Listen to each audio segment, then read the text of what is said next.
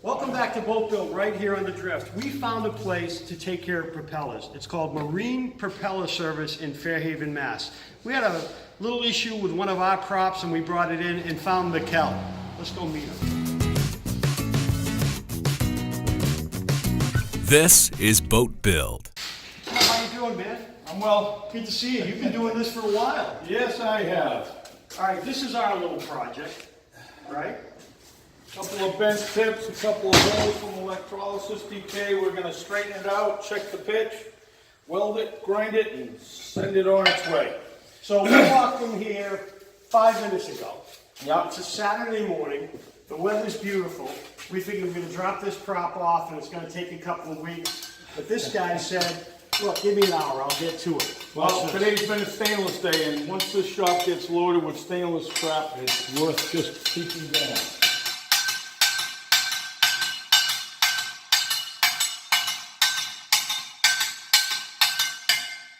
So Mikkel, we're not going to tell everyone that they can drop their prop off here in this 1 hour service, right? No, it's a rarity, that's for sure. But I'll tell you what, you're banging right through this. So first you kind of straighten out the dings.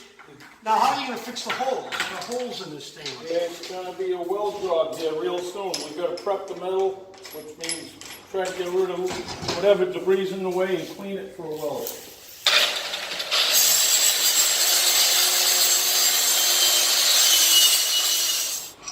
Flip it over, we're going to do the same to the other side. Now what's your take on stainless props? They're pretty much the best you can get. They're they're built to last. The only issue is in the Buzzards Bay area, you got to be careful. There's an awful lot of rocks, and a stainless prop that gets hit is usually going to create damage further up the drive line. So your point is if someone comes in with a stainless prop that's really busted up, you say you might want to check.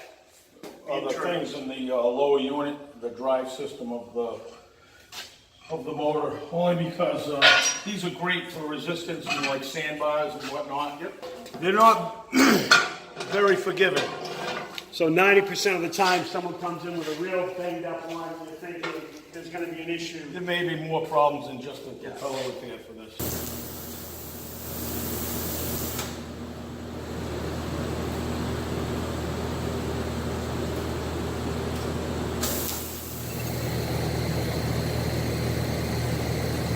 Two of the 3 tips I straightened didn't lose any material. This one did, so we're going to have to weld the tip of this along with the holes. And it's about getting the right heat and trying not to do too much all at once.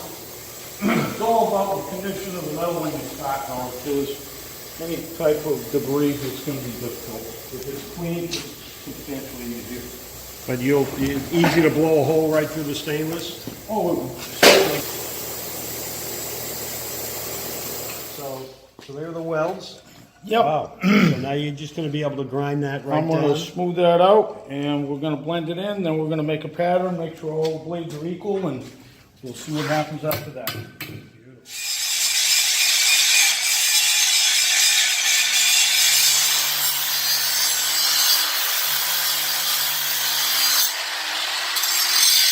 Now what's the science in trying to get them all even? How does that work? Well, that's going to be... Trade secret? I pattern them. Okay. Consistency is easily achieved without high-tech tools. As you can see, it's going to be maybe a 32nd of an inch shorter than it used to be, which in my mind is not too early. Okay. Some of the most effective methods here are fairly primitive, but they work well.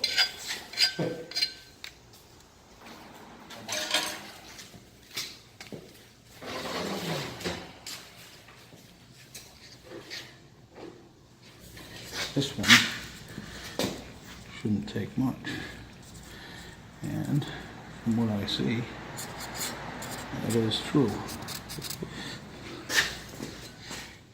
So you do the same thing with a bigger prop?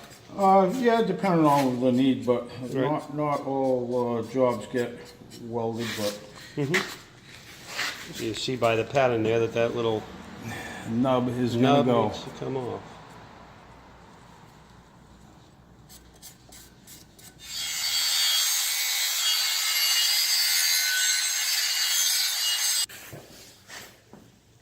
pretty much down to the end here. I want to check the angle on the blades in a few minutes, but as far as the rest of the little bit of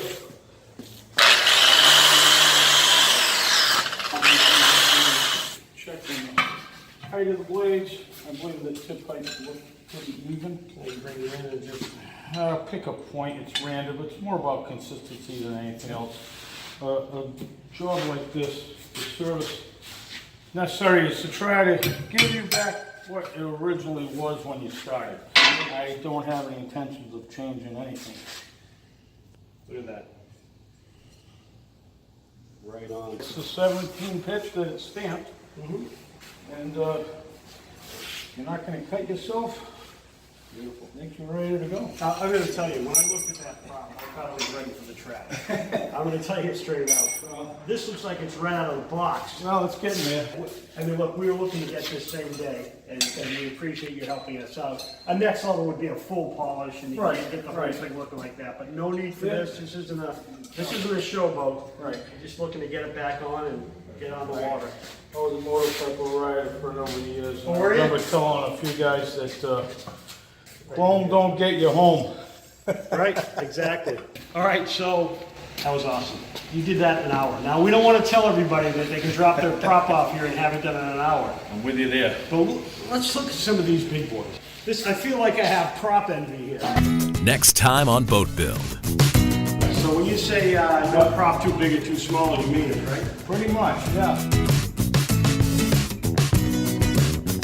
This is Boat Build, right here at the Drift. Presented by Sociable, original social media programming.